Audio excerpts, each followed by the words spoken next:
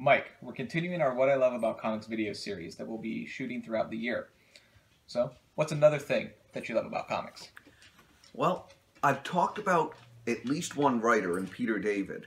I haven't really talked about artists yet.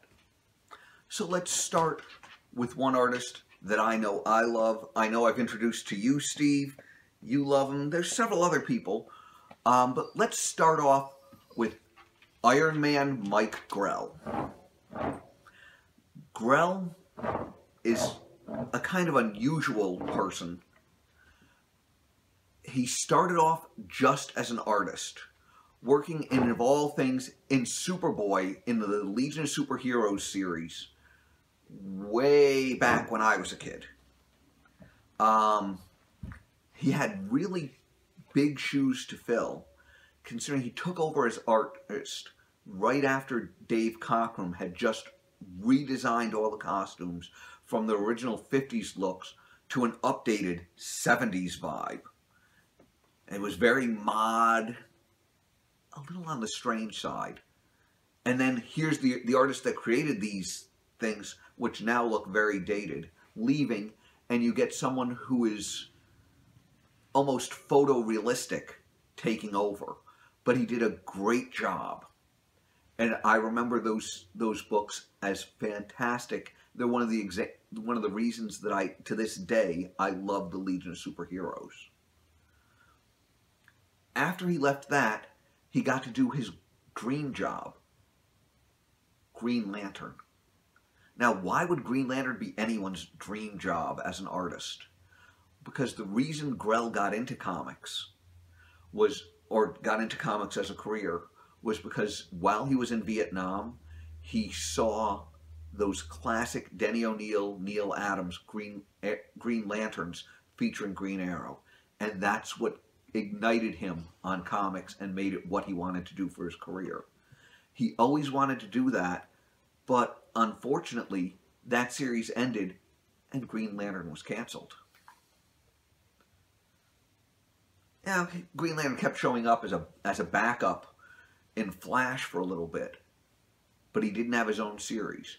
When they restarted it, they picked Grell as the artist. And he had a ball throwing Green Lantern in with Green Arrow and Black Canary, because that's the way they had been left, and then working it through into outer space where he left the series. What did he leave it for? Oh, well, how about to start a series where he did something different? Besides writing it, besides drawing it, he also wrote. And he created this story that didn't fit into the DC universe anywhere, but came out from DC, called Warlord, about a guy named Travis Morgan, Air Force pilot, whose plane crashed after going through a mysterious hole in the polar region, and ended up in another world. Inside the Earth, maybe? The sun was always up. The world of Skartaris, where dinosaurs ruled, where magic worked, where there was some advanced technology, but not a lot. Where men were tribes, and you've got a modern man inside this world. The series was drawn beautifully by Grell, and he wrote it doing something that was really, really, to this day, still amazing that he was able to do it. Almost every issue was a complete story in and of itself. You could pick it up and understand everything that you needed, read the whole thing, and you get to the end and you get to a conclusion. Okay, what's so amazing about that? Well, the amazing thing was he was also doing this huge overarching story where Travis Morgan is fighting Deimos, this ancient magician who is trying to take over. And so you've got all these little stories that are not related at all that tell a bigger story. Fantastic series that ran for over 100 issues. Now, Grell started writing and drawing it Then, as it went on, he did leave it. After a while, he got bored. He left it to do other things that he really wanted to. Things like Green Arrow, who I can't say revived, but took from, what, realistically maybe an E-lister, and brought him to superstar status with the second prestige format series that DC ever published. The first being Dark Knight Returns by Frank Miller. The second was Green Arrow, The Longbow Hunters. People were like, Green Arrow? Why Green Arrow? When they read this book, they knew why. Beautiful, beautiful artwork. Fully finished, beautiful line work with a fantastic story. He took Green Arrow from a third-rate Batman with an arrow cave and an arrow car and trick arrows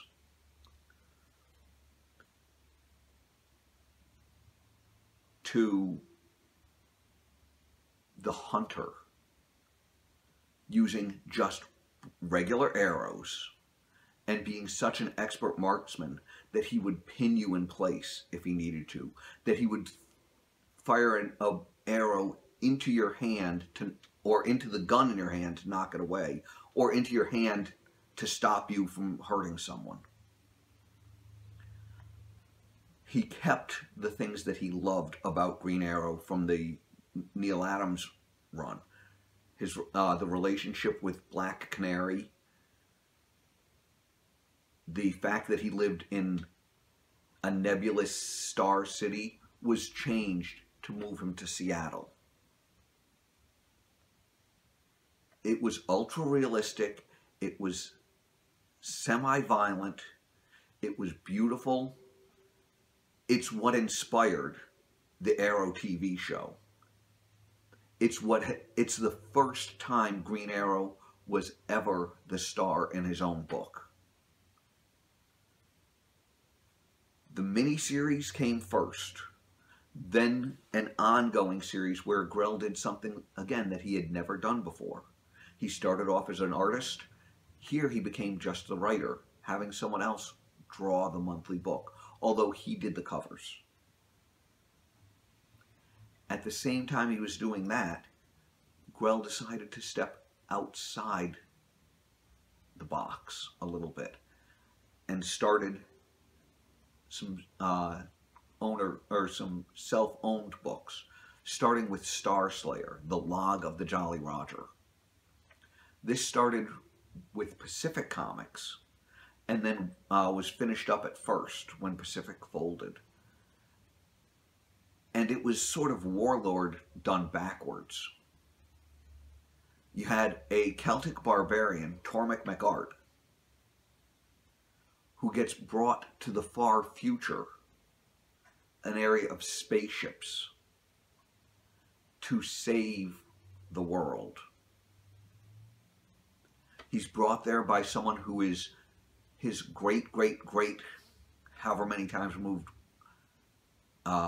granddaughter. And you've got this guy who's used to using a sword to fight, now flying spaceships and being a space pirate to save the galaxy. Now, Star Slayer is one of those books that I love and could talk about forever. Partially because when Grell left, they got this guy named John Ostrander to write it, and then Tim Truman to draw it, and that's where Grimjack showed up. But the original Star Slayers that Grell did were fantastic.